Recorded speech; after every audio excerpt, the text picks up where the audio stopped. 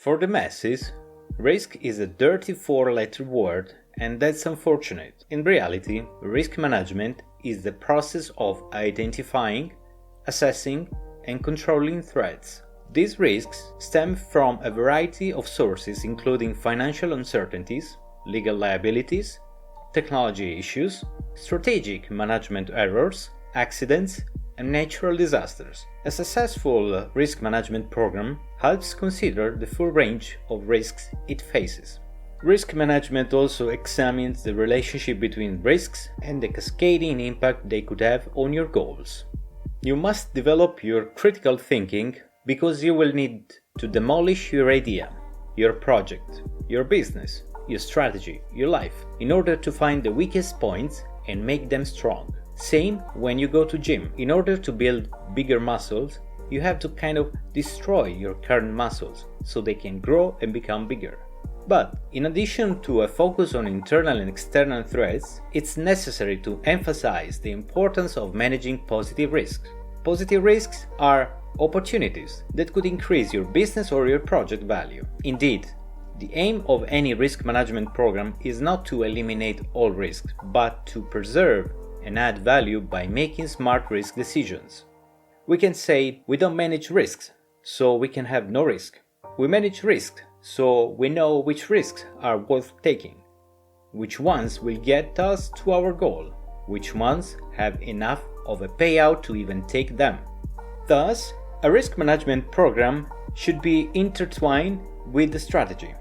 To link them, risk management leaders must first define the risk appetite. In other words, the amount of risk it is willing to accept to realize its objectives.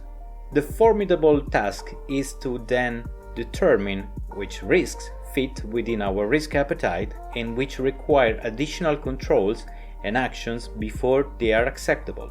Some risks will be accepted with no further action necessary. Others will be mitigated, shared with or transferred to another party, or avoided altogether. Everyone faces the risk of unexpected, harmful events that can cost it money or can cause it to close the business or project. Risks untaken can also spell trouble, as the companies disrupted by born digital powerhouses such as Amazon and Netflix will attest. In the next videos, we will provide a comprehensive overview of the key concepts, requirements, tools, trends, and debates driving this dynamic field. Risk appetite is best described as the amount of different types of risk we are willing to accept to achieve our objectives. We recognize that we cannot remove all risks from our life. We exist in a world full of risks. Achieving our goals requires accepting some of those risks while taking actions to mitigate, avoid, or transfer other risks. The task facing is determining which risks fit within the risk appetite and which require additional controls before they are acceptable. You can think of it as its risk capacity, in other words, the maximum residual risk that we will accept after controls are put in place. Risk tolerance is the amount of acceptable deviation from the risk appetite. While risk appetite is a broad, strategic philosophy that guides the risk management efforts, risk tolerance is a much more tactical concept that identifies the risk associated with a specific initiative and compares it to the organization's risk appetite. You can think of it as the willingness to accept the risk that remains after all relevant controls are put in place. Risk management has perhaps never been more important than it is now. The risks we face have grown more complex, fueled by the rapid pace of globalization.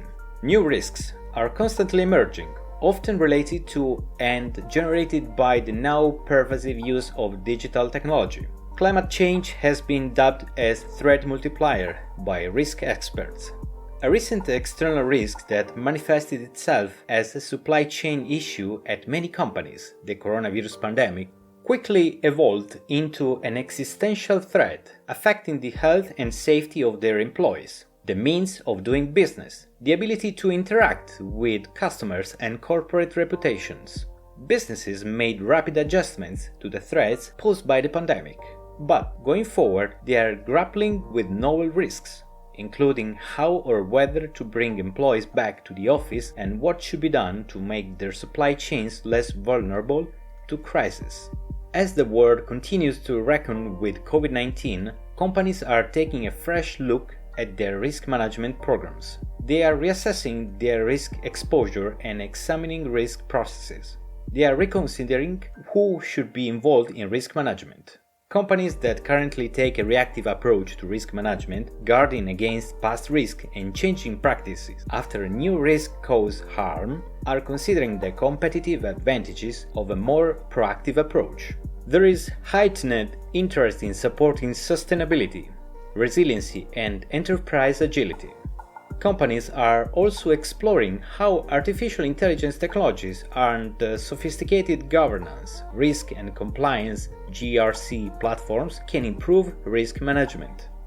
Let's see financial versus non-financial industries. In discussion of risk management, many experts note that the companies that are heavily regulated and whose business is risky, managing risk is a formal function. Banks and insurance companies, for example, have long had large risk departments typically headed by a chief risk officer, a title still relatively uncommon outside of the financial industry. Moreover, the risks that financial services companies face tend to be rooted in numbers and therefore can be quantified and effectively analyzed using known technology and mature methods. Risk scenarios in financial companies can be modeled with some precision. For other industries, risks tend to be more qualitative and therefore harder to manage, increasing the need for a deliberate, thorough, and consistent approach to risk management.